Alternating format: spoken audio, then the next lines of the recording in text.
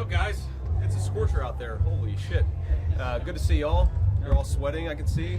No weather like this in Ohio. Yeah, seriously. Thanks, Taylor. All right, we'll go left to right. Yeah, man.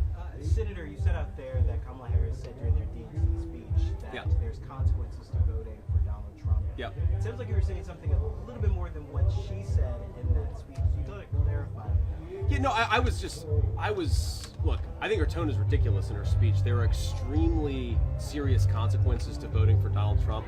I don't think that's persuasive to most Americans, and warning them about voting for the wrong person is just, I think it's ridiculous. Criticize his policies, criticize what I want to do, criticize what Donald Trump wants to do, but this whole like wag your finger and warn you of extremely serious consequences, I feel like she sounds like a vice principal who's criticizing a student and not a vice president who's trying to lead the country. I just don't like the tone. Henry. You talked of her as a cog in the wheel of the Trump system. Yeah. If you're vice president, how do you ensure that you don't become the same?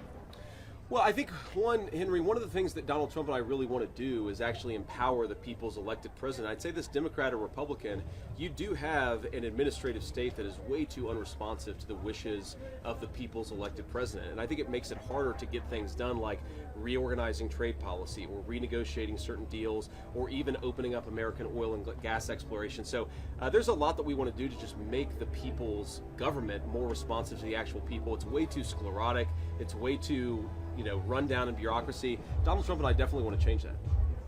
You opened your remarks here today talking about the Goshen deal. Is there anything, if you and Trump are elected, that you can do to stop it?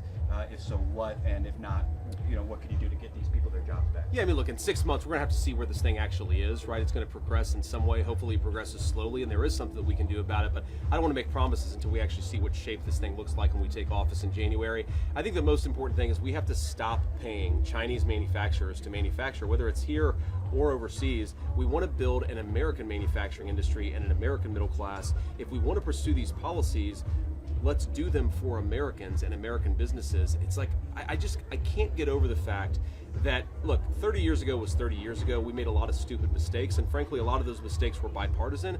Kamala Harris seems to want to double down on what everybody thinks was a mistake, which is allowing foreign adversaries to manufacture all of our stuff. We need to be more self-reliant, make more of our own stuff.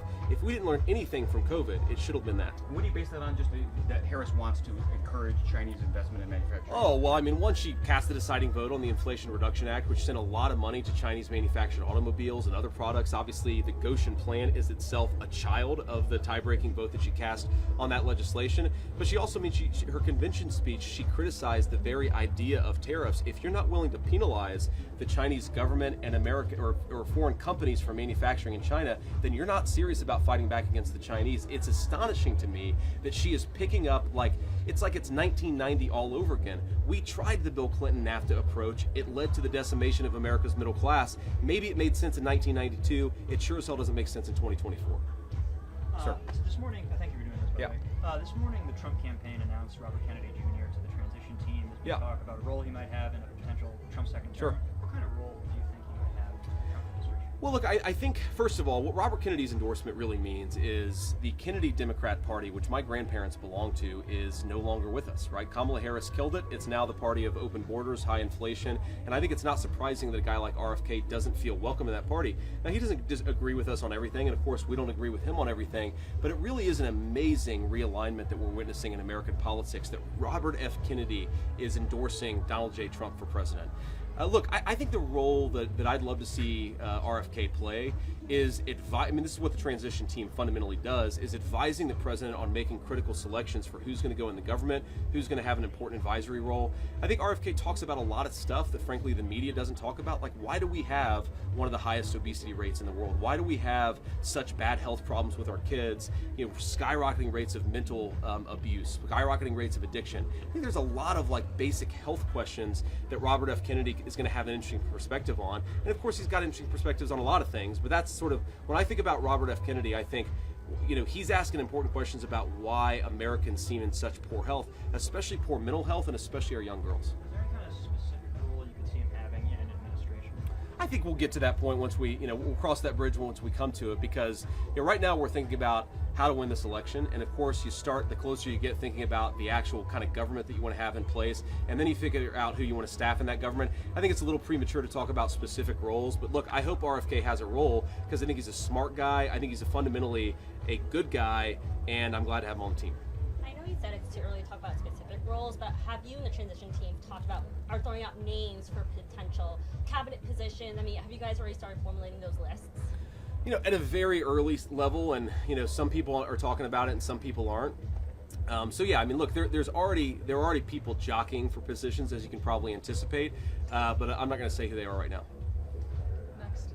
Okay, go ahead. Senator, as the VP nominee, have you started to receive intelligence briefings? I have not yet, no. Of course, I'm a United States Senator, so there are a lot of intelligence materials that I have access to already. So I've never felt like I've had anything withheld from me, but as a VP candidate, I've not yet received those briefings.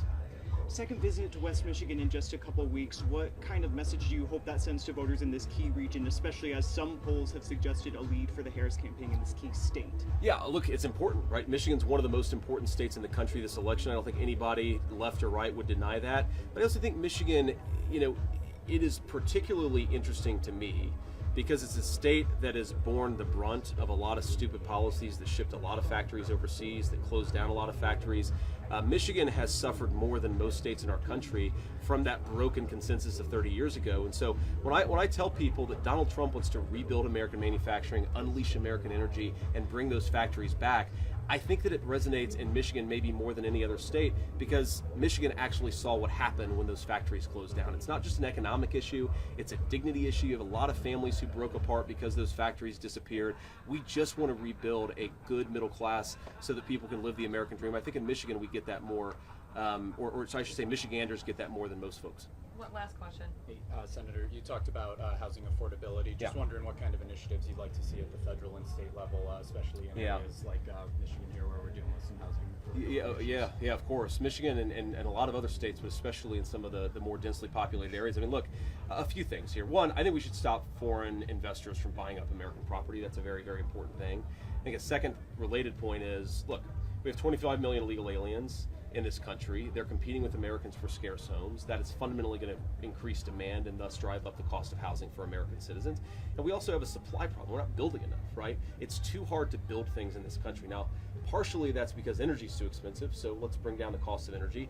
But partially that's because our regulatory environment, especially when it comes to building housing, is just insane, right? People want homes. Builders want to build homes. You should have a government that enables that as opposed to thwart it. All right. Thank you all. Thank you. See you on the plane. You're on the campaign trail today. It's a lot of fun. Thanks, man. Go this way. Okay, sounds good.